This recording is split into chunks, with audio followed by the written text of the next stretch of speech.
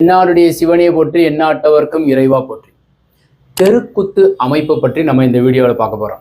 வணக்கம் மேடம். வணக்கம் சார். இப்போ வந்து ஈஸ்ட் ஃபேசிங் ஒரு பிளாட்டுன்னு வச்சுக்கோங்க. இது வந்து கிழக்க பார்த்து ஒரு பிளாட். கிழக்கு இது 40 அடி பிளாட் இருக்குன்னு வச்சுக்கோங்க. அதுல சென்டரா 20 அடி ரோடு வருதுன்னு வச்சுக்கோங்க. அப்ப தெருக்குத்து பார்த்தோம்னாக்கா முழுவதுமாக வந்துருது. அப்ப இங்கிட்டு 10 அடி இங்கிட்டு 10 அடி இருக்கு. இது முழுசா வருது. இந்த பிளாட் சிறப்பானாக்கா சிறப்பு, நல்லது, யோகம், வளர்ச்சி. கிழக்க பார்த்த பிளாட்டுக்கு தெருக்குத்து இருக்கிறது. கிழக்கு தெருக்குத்து நல்லது.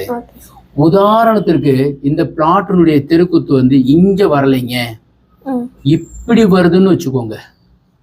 ஈசான தெருக்குத்து இருக்கு.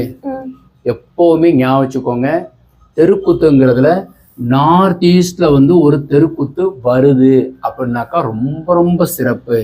இந்த ஈசான மூலைக்கு உண்டான கிரகம் யாருனாக்கா குரு பகவான்.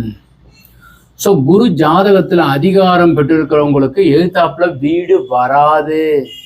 ஸோ அந்த மாதிரி அமைப்பு வரும்போது இது தெருக்குத்து இவர்களுக்கு யோகத்தையும் வளர்ச்சியையும் செல்வத்தையும் கொடுக்கும். இதே அக்னி தெருக்குத்து வருதுன்னு வச்சுக்கோங்க.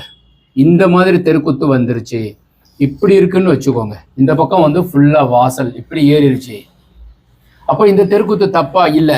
இதுல வாசல் நீங்க வைக்கும்போது எப்பவுமே ஈசான்யம் சார்ந்துதான் வாசல் வைக்க போறீங்க. இதுக்கு நேரா அக்னியில வாசல் வைக்க கூடாது. அப்ப கிழக்கு முழு தெருக்குத்தும் நல்லதுதான். ஸோ வரைபடம் அமைக்கும் போது ஈசானத்தை கிழக்கு அக்னியில இல்லாம ஈசான்யத்துல வைக்கிறேன். வணக்கம் சார்.